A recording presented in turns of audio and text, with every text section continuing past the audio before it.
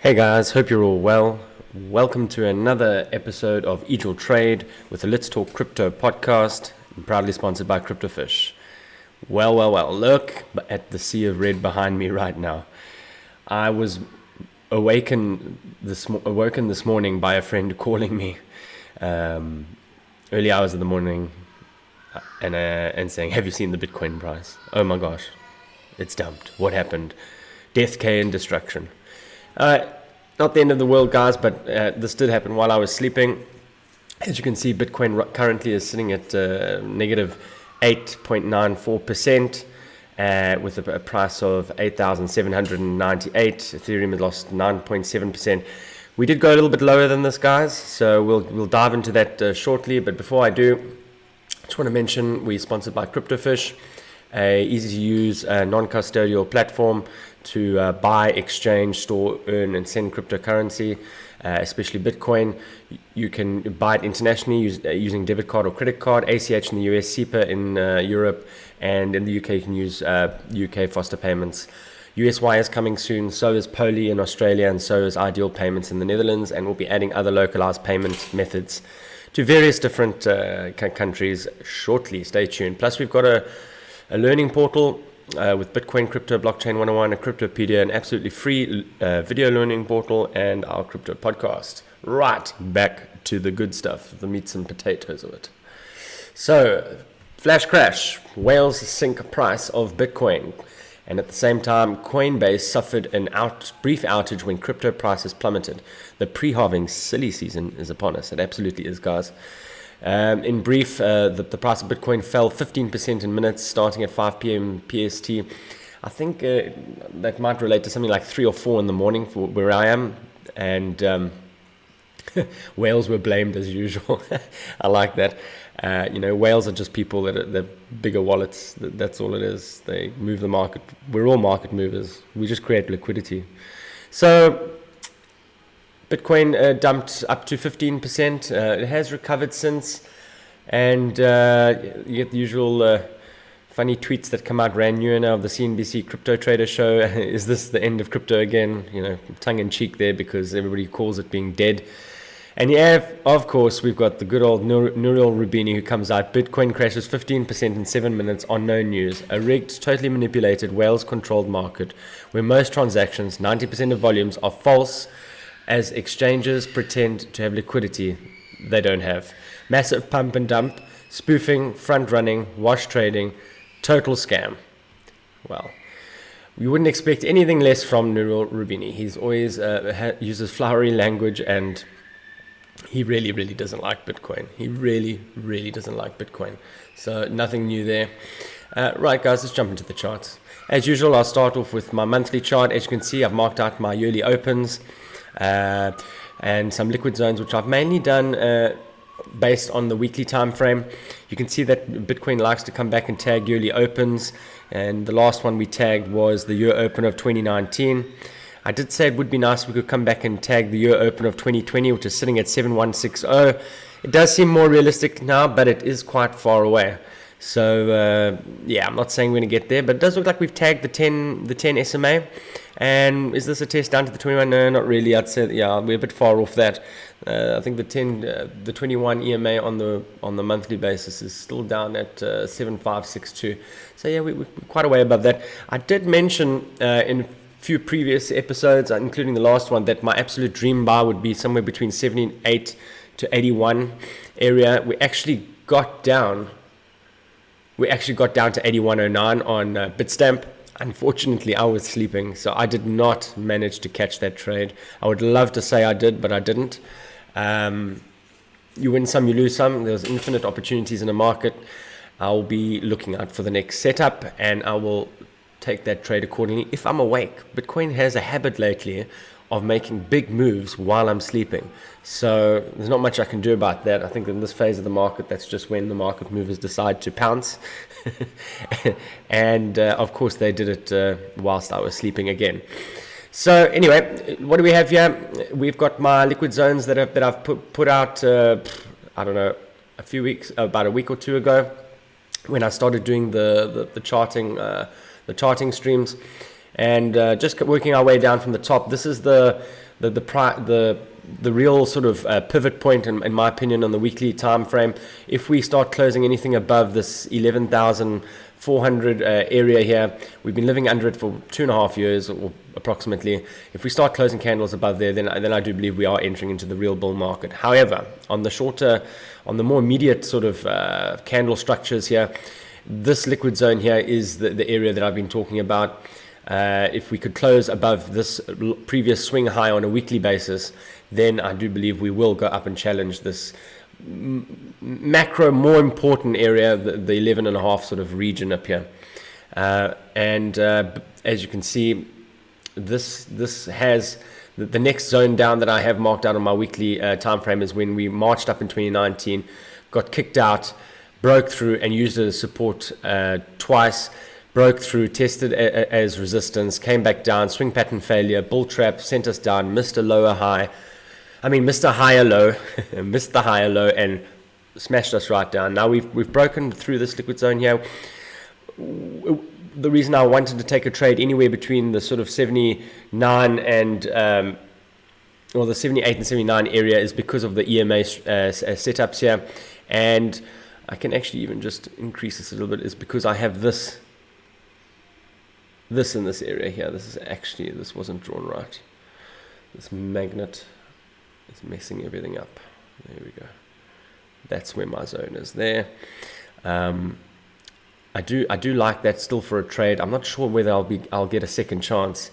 And to be quite frank, if the price gets down into that zone now, I think that we could probably see lower prices from that point. If we take out the wick low that we've got on this weekly basis, I do anticipate that we would probably go and test down near the 75 area, maybe for an intermediary bounce, and then ultimately head down to 71.60.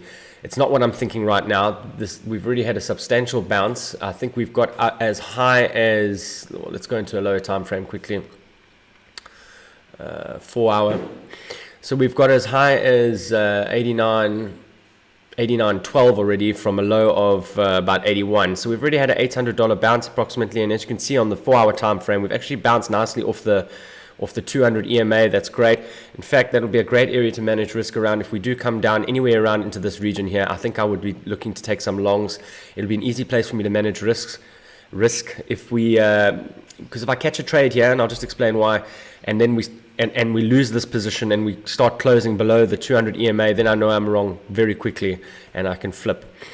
Right now, I think I have missed a long. I don't want a long from this area, even if it keeps going up. That's fine. I've missed this position. It's already bounced up $800. If it got up all the way to this area here, 9100, I wouldn't be surprised. If it starts closing candles above 9100, then I'd have a place to manage my risk, and that would be around about the 91 area upwards.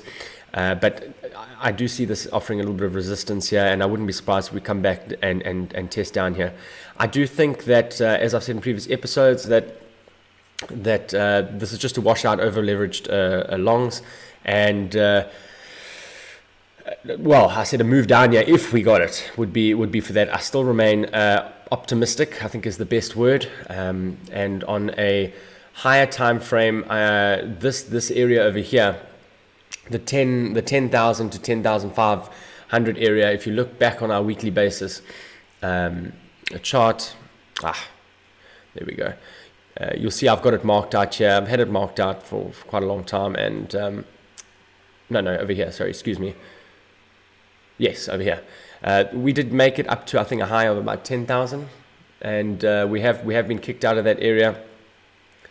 So I do anticipate that will be the next area that we need to break to see us challenge the 2019 and the 2018 highs.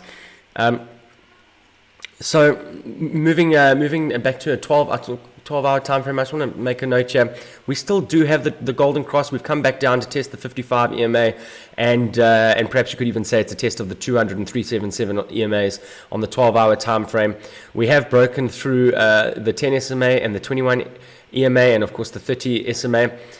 We haven't closed yet, and I mean there is the possibility that this 12-hour closes above the 21 EMA. it's not really useful for me to say whether it will happen or not. At this stage, this has been quite a healthy bounce. Is it the capitulation of this particular down move to wash out the over leveraged longs? Possibly. What I would like to see is us to spend a bit more time in this area and reaccumulate. But we could probably manage our risk also around this 55 EMA here. If we start closing candles below that all the way down at 83, then perhaps we are going to go down to the 78 to 79 area, which is round about the 200 EMA. On the 12-hour. On the two-day time frame, we did get the golden cross. If you remember, it wasn't a death cross that got undone, and we blasted through all the EMAs and MA, and we did initiate that golden cross. We have come back down, and if you look on the 2 day, it's quite interesting. We've actually hit the 2-day 21. I kind of like that. And had I been awake and I got a trade around there, I'd be happy right now. I'd be smiling. Unfortunately, that's not how it worked out. But perhaps we do come back down and test the 200 SMA, which I have at 84, at about the 84 area. I am going to be looking for a trade run about the 84 to 80, about 84.50 area. If we come down there, give or take. I think it's 84.63 currently, the 200 SMA on the 2 day. I'd also like that to manage my risk, and that does have a bit of confluence. I think if we go back to the 4-hour time frame, you will see the 4-hour has done 81. So I mean, if price did come back down and take out this wick here, I do think we're going to go down lower. So I would say that perhaps that would be for me to manage a trade to the downside, but I think just looking at this 2 day time frame, and I think we do get a closure today, if I'm not mistaken. Today, 10. Oh no, we don't. Okay, so this is a fresh candle. So yeah, I mean, let's test the 21. If it came down anywhere into this region here, I would say around about the 84, around about the 83 to 84 area over here on a wick. I would try a trade off that. Again, it'll be easy for me to manage my risk around this area, and certainly if we started closing candles anywhere below there, higher time frame ones, I'd let go of the idea of going long. But I don't think I need to rush this right now. I think there's a bit of time. Let price settle down a little bit. It's been highly volatile, bouncing several $100s. In a matter of hours, and so I think that just let the dust settle and not act hastily, and perhaps the patience will pay off. So back to the 12-hour time frame. One thing I do want to mention, as Eric Crown would say, the 12-hour Stokes. Look at that cross there. As he normally says, they are like a cheat code. If you had blindly traded that, you would have done pretty well. It's easier said than done. But basically, after the cross, if you could have got a trade as high as 99 or as low as 95, and if you had just taken that short, well, and you could have made over $1,000 trade there. The good old stocks, 12-hour stocks, are still living up to their reputation. So let's see what they have in store for us. What is interesting, there could be the beginnings of a trend forming here. We've only got 2, but maybe we'll get 3. Perhaps over this next 12-hour, 1 or 2 closes, we get a cross up and have another try to the upside. It wouldn't surprise me. I'm not saying it will happen, but it wouldn't surprise me at all. RSI is obviously nosedived, and it's actually just hit the bearish control zone, as you can see here. Just about. Perhaps we get a bit of counter pressure around this area, which is not unusual. In fact, wait a minute. Did I just see a head and shoulders? Yeah, I mean, you could call this a head and shoulders, I reckon. Left shoulder, head, right shoulder, and then breakdown. Nevertheless, that's what we have for now. It's quite exciting. It's always good to get price movement. As a trader, you want volatility, you want imbalance in price, unless you're doing options. Of course, it depends on what positions you have in your options. Sometimes you don't want volatility. But right now, if you are trading on spot or futures, with these price movements, if you enter trades with good risk management, it's a land of opportunity. Where to next from here? I still do think that on most of the higher time frames, we're still in an uptrend. Let's just look at it from the 12-hour. Higher highs, higher lows. We still have that. We still have, this could be a higher low still. We have taken out this low over here, but the structure is still holding at the moment. If the 12-hour closes anywhere where it is now or anywhere above, I would say about the 87 area, we could argue that we still have a structure with a higher low in it, and then it would be a case of marching back up again. If we look at the 24-hour, the 1 day time frame, similar thing.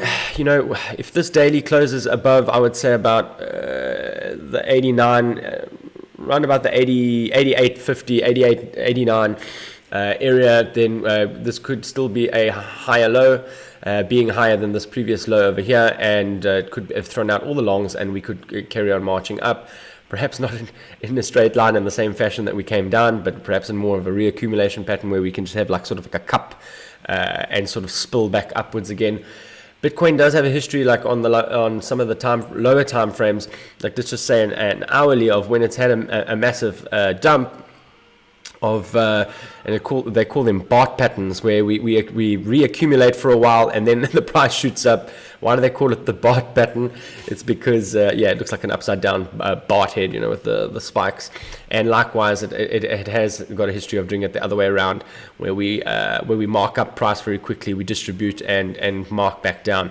So that's basically what this is. It's we had a bit of distribution at the top here, breakdown, mark down. Perhaps we have a bit of reaccumulation, a few tries up again, and then eventually mark up price again. I'm leaning towards that happening. I'm optimistic still. But again, price action is price action. I'll have to take it as it comes. All right, guys. Now back down to some more fundamental stuff. Block reward halving. 1 day, 16 hours and 38 minutes to go and 34 seconds. What is it? It's when the 12.5 bitcoins that are emitted every 10 minutes drops down to 6.25 bitcoins. This happens every 10 minutes that they get emitted. It's a block reward for the miners, and it basically means the inflation rate of Bitcoin will be dropping. This does happen every 4 years, which is every 210,000 blocks. Right now, the inflation rate is 3.64%. It'll be dropping down to 1.8%. That is seen by everybody in the community as being a very bullish thing, and it brings its inflation rate very close to being in line with that of gold's. Close, I think it's 1.5, 1.6% for gold. And if we look at the Crypto Fear and Greed Index, let's have a look at this. Well, isn't that funny? The minute we ticked into greed, 56, and I must admit, I did expect, and I should never expect, but I did expect us to go a lot higher than 56 before having a major pullback. But anyway, the market movers have it a different way, and we ticked into the greed, and would you believe it?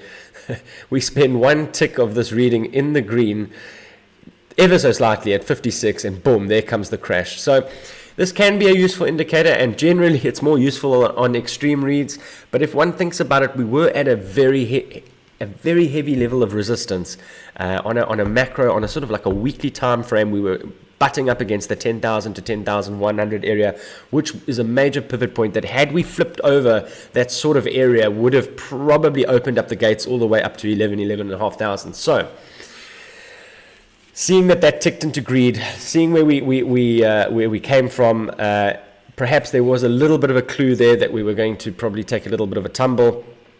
Maybe you got a short in, that's good. I do see a few other things that were pointing to us crashing. I don't usually use the TD indicator that ToneVase uses, but apparently on the daily there was a TD9, which usually signals a bit of exhaustion in the momentum that in that direction. And usually you either have a 1 to 3 or 1 to 4 days of pullback before resuming the trend, or at least deciding which way the trend goes. And normally you get like a 1 or a 2. You need to get a second green candle above the one green candle. Anyway, you can follow Tone to see how that works. I don't really use that. I use other momentum indicators and tools. Personally, I prefer RSI and Stokes, and I use 1 or 2 other momentum indicators. But in the whole, there was a little bit of confluence there, I would say, between some of the Stokes and the RSIs getting a little bit tired. There was a little bit of divergence near the top. based on the 12-hour time frame, and we had the stocks turning down, which has been a little bit of a cheat code in terms of Bitcoin. Perhaps it was time for a little bit of a pullback, but again, I think it's more of a pullback than I know it's a big, we dropped nearly 10 or 15%, but in Bitcoin land, that is not really unusual. 30, 40, 50%, and then you've earned your stripes. So anyway, thanks guys. I hope you guys enjoy your Sunday. If you want to support the show, please give us a like, share, subscribe. Also, don't forget, if you want to buy Bitcoin, go to CryptoFish.com. Yeah, have a great Sunday, and let's see how the CMEs open up.